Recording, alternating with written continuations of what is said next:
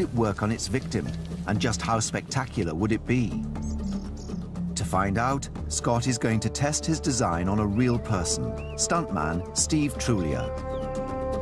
I think the most distressing thing about doing a full body burn as a stunt performer is the fear wells up from inside you. It's a primeval fear. You feel as though you want to panic, scream, shout, run about, and part of our skill is to try and control that. Steve is preparing for his full body burn. He's wearing 5 layers of fire-resistant clothing, but no material is completely fireproof. The naphtha gel has not been used on a human being for thousands of years, and once it is alight, it's totally uncontrollable. See the thumbs up if you're happy.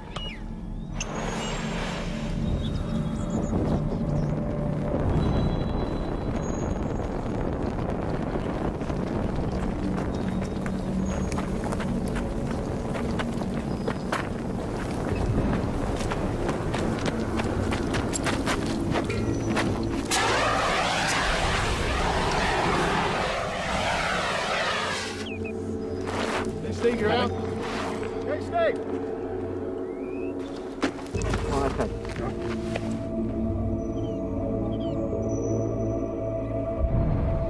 Thank you very much, Steve. Whoa.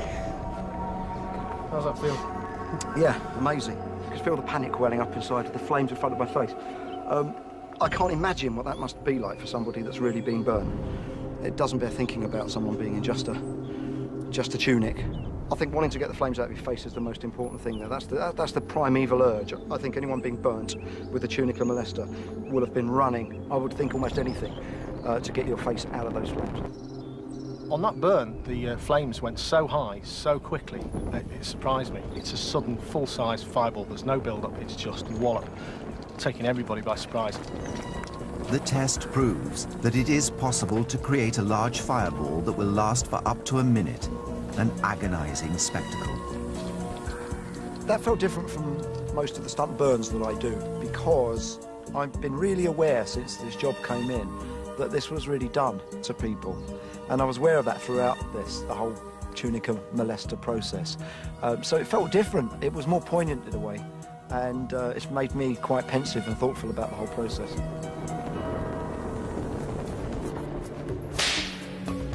Whipping was a common form of punishment in the ancient world. The whip is and always has been a very, very effective device for causing pain for either punishment or for torture. The very simplicity of it is one of its great attributes. It was never more popular than in the Roman Empire. The Romans seem to favour whipping. You know, famously we think about Jesus Christ being flogged on his way to the cross. Flogging was a very, very usual form of punishment. This popularity led to developments in the technology of the whip, and the most fearsome of all was the scorpion. This has actually got metal attachments on the end which are hooked, and these are actually sharpened, so this is going to be a really very nasty device. If these hook into the flesh and they're snatched back, you know, one would imagine that these are going to cause quite significant injury. Could it rip skin clean off the human back, or even cut down to the bone? Within the Roman Empire, punishment could only be administered under strict laws. There were special rules passed which only permitted a maximum of 40 strokes. It was a punishable offence to administer more than 40 lashes.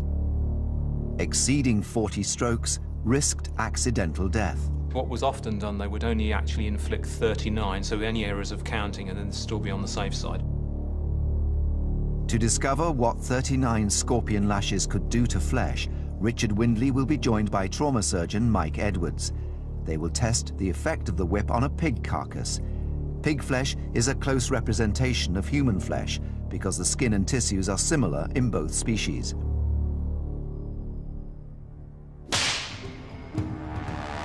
Richard administers 39 lashes of the scorpion. The pig's flesh will not show bruising or bleeding because it's not living tissue, but it will reveal the physical effects of the tearing. Right, well, we can see here There are lots of little, about 1 centimetre lacerations, and here you can see this is quite a deep laceration. Yes. You can see from the structure of this hook here what the effect would have been as this thing had engaged. It would have stuck in the tissues, and then as you pulled it out, would have ripped. If this were a living being, presumably this would be covered in blood by now. Oh yes, each one of these little cuts you can see here would undoubtedly be bleeding. This would be red raw. But the law restricting the flogging to 39 lashes did not apply to everyone. Those condemned to crucifixion could be whipped until close to death. So what would happen if the scorpion was used for more than 39 lashes? You probably would have started tugging the skin off. I think the chances are you could even be whipping down to the bone with something like this, and you'd be tearing the strips of flesh off the ribs. This was the fate of thousands of men and women that were crucified under the Roman Empire. Before being hung on a cross, they endured countless strikes that cut into the bone.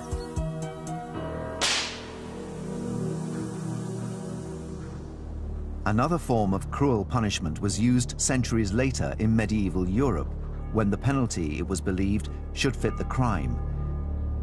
If the sin had been lying or blasphemy, the appropriate sentence was the pear of anguish.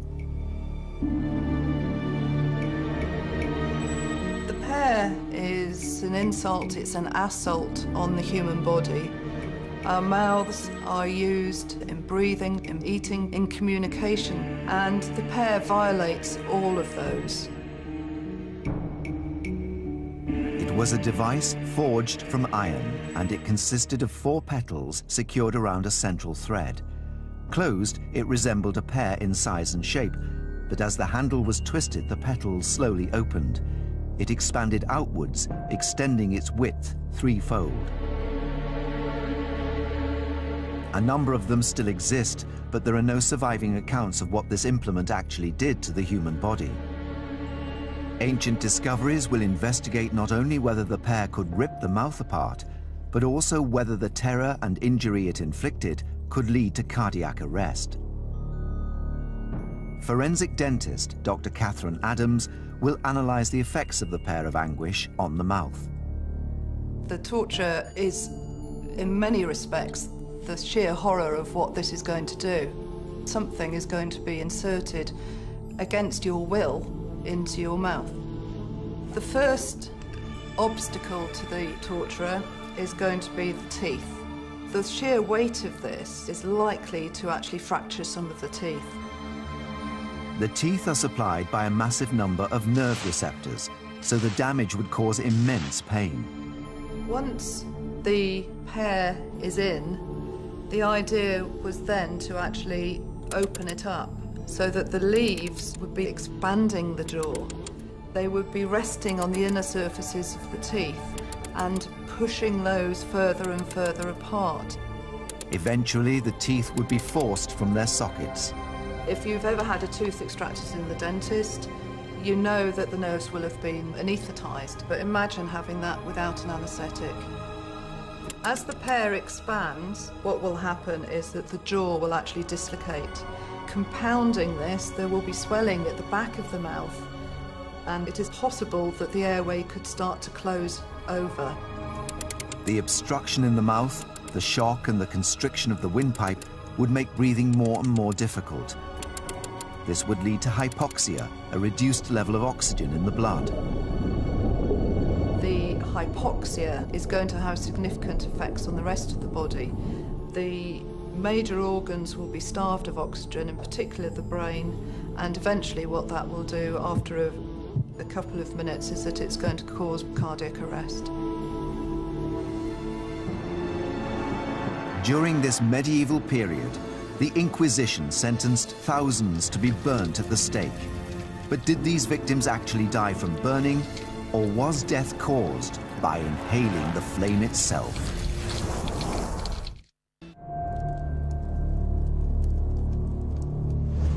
Medieval Europe was subjected to the Inquisition's reign of terror. The Inquisition was established by the Roman Catholic Church to crush opposition from heretics. Those found guilty of religious beliefs that opposed Catholicism were believed to have sinned against God and the Church. Thousands of people were sentenced to death. Burning them was considered a mercy.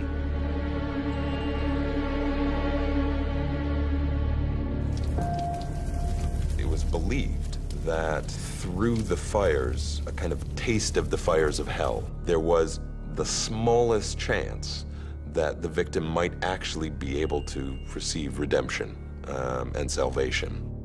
It was the authorities trying to give them a chance at an eternal afterlife in heaven rather than consigned to the eternal flames of hell. Many historical texts still exist that describe the final moments of these victims. But there remains a fundamental mystery. How did fire actually kill people on the stake? Did they slowly burn to death, or did they die by inhaling the flame itself? In 1555, the Reverend John Hooper, Bishop of Gloucester, was burnt at the stake for refusing to convert from the Church of England to Catholicism. It was said that he slowly burnt to death while remaining conscious, and prayed even as his face blackened from the flames. An eyewitness account provides clues as to how he died. But even when his face was completely black with the flames and his tongue swelled, yet his lips went till they were sunk to the gums, and he knocked his breast with his hands, this holy martyr was more than 3/4 of an hour consuming. But can a human body actually remain alive for 45 minutes in such a situation? It takes less time for him to die, but probably the time for the whole body to be consumed would be around 45 minutes. I think it's more likely that his lips appeared to be moving because the heat was causing the skin to retract, and the lips moved as they became more burnt. When people burn, their joints contract, and I would envisage that him beating his breast would be his elbows contracting and his hands striking his chest. The observation was correct, but they've been interpreted in a way that wasn't quite appropriate. Mick Flanagan, the senior fire investigator of the South Wales Fire Service, is investigating this punishment to determine the exact cause of death. Fire can attack you in two ways, by burning and by flame inhalation. Heat can be so great that it causes charring to the outer layers of the skin, until eventually it goes beyond the live skin to the internal organs. A second way is, if you inhale flame, the flames will then scorch and burn the air passages, and the air passages will then swell and close up, thereby stopping you from breathing. Mick has erected 3 types of stake most commonly used in the executions. One has timbers to head height, another is surrounded by a ring of firewood, and the third has wood around its base. This is the type of stake that the Reverend John Hooper is believed to have died on. To determine cause of death, Mick will monitor the height of the flames and the temperature on each stake. If the temperature exceeds 60 degrees centigrade or 140 degrees Fahrenheit for more than 15 minutes, he will know that the victim died from burning. If the flames reach head height on the stake before this, the victim would have died from inhaling the flames. Almost immediately, there is a reading from one of the stakes. Because of the angle of the timbers on stake 1, the flames have shot straight up to the level of where we've placed our sensors on the stake. They would be engulfed in flame really, really quickly, and that means they will have inhaled flame, and in inhaling the flames, that will quickly have brought about their death. If someone were to inhale flames, then what would be damaged would be the lining of the respiratory tree. If the throat is damaged by increased local heat, then it will swell up, and it can actually stop you taking in air and getting it down to the lungs. The victim would die of suffocation, and if the flame reached even further into the lungs,